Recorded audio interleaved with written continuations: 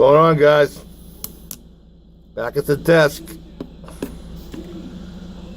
Trying to get some work done on this thing, but these directions leave a lot to be desired.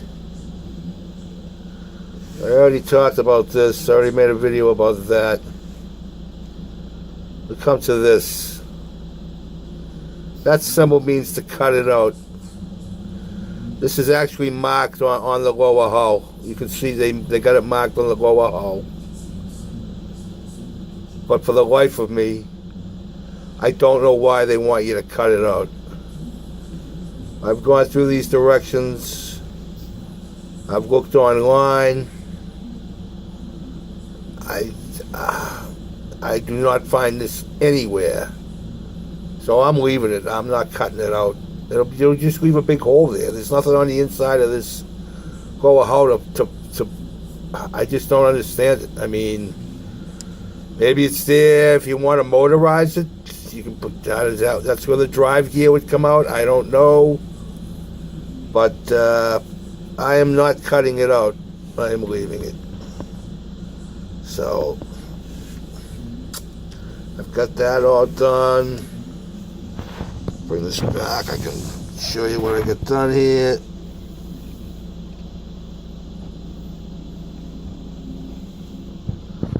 Got all my bogies on.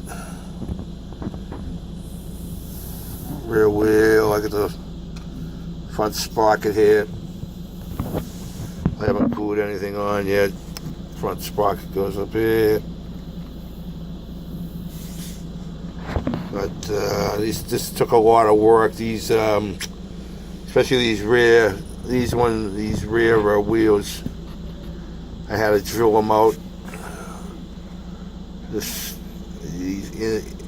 Inside here would not fit the axle stud that it was on. So I had to take a 1/8 drill bit, and I just took it by hand and went slow and followed it right down. It was the perfect size. So as I got that done, been working on my the upper hull. Got the upper hull here.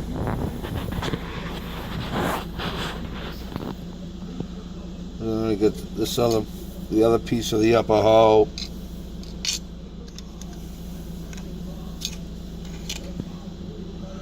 This is the gun. Oh, that's going to be part of the gun. I got to put that in. I got there's a shelf here. It's for if you're going to put the figure in. If you're going to put the figure in, you got this shelf here. See if I can get it out. There's a shelf here. That would be right here in the directions. There's no markings. There's nothing marked on here to exactly where to put that. So if you're going to put the figure in, you have to put your top on. Put your top on here, and that's where the commander sticks out of. So you can pretty much eye where it's going to go down there and glue it on appropriately. Because like I said, they don't tell you exactly where to glue it. There's like no markings in there or anything. You'll see that there's nothing in there. So that was one thing.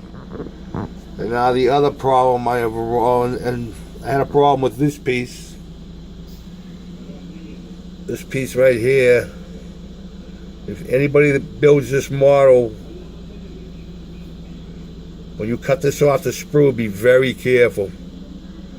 I snipped off one of these things before I looked. The way they got it on the sprue, you can't tell how much is supposed to be on the piece and what's not. So I recommend you really look at that before you cut it off the sprue. So I only ruined one of them. You can't really tell because it's up underneath. It's up underneath over here. It's underneath there. Just be careful when you cut it off. So, and then it took a lot of cleanup too. It took a lot of, that piece there had a lot of flash on it. It had to be cleaned up. I bet you I spent about a half hour just cleaning that piece up to get it to fit in here. And then second thing, tracks. These are all individual tracks. The only problem is they don't tell you how many you need per side.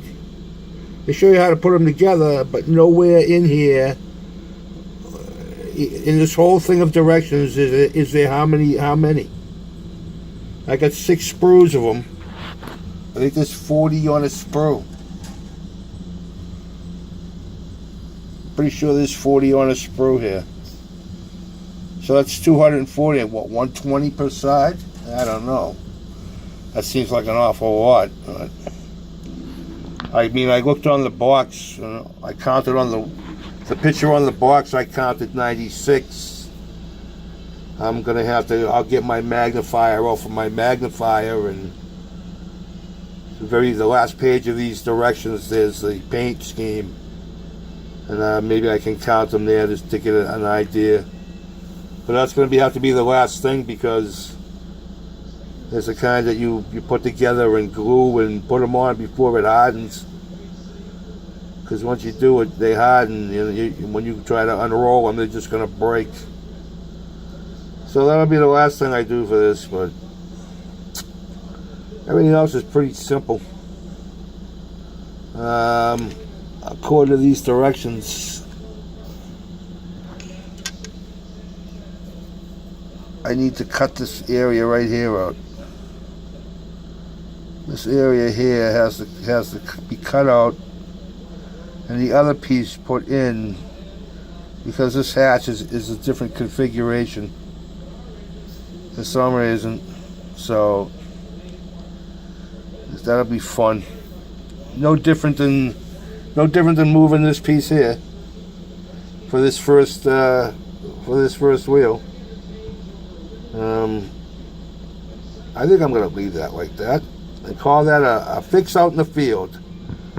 They had to get the call the mechanics to get the cutting torch for some reason, the design flaw, and it had to be moved back, and they had to do it out in the field. So when I weather this, I'm going to kind of make this look like brand new cut steel. Let's see what happens. So we'll go from there. And yeah, that's where I am so far. So before I go,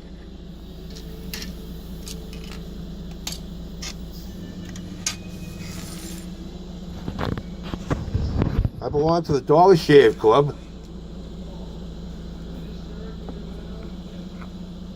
Yes. Yes.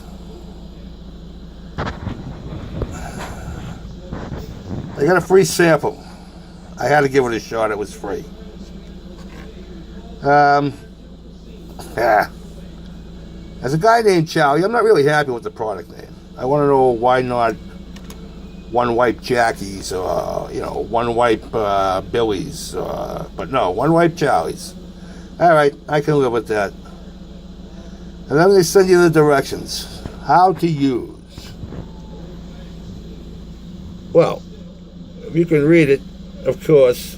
TP first. It's like using the broom before you mop. But my favorite one is the second one. For a more pleasant experience, remove the One Wipe Charlie from the pouch before using. Why? Has somebody tried to use it without taking it out of the pouch? I am sure that's not a very pleasant experience.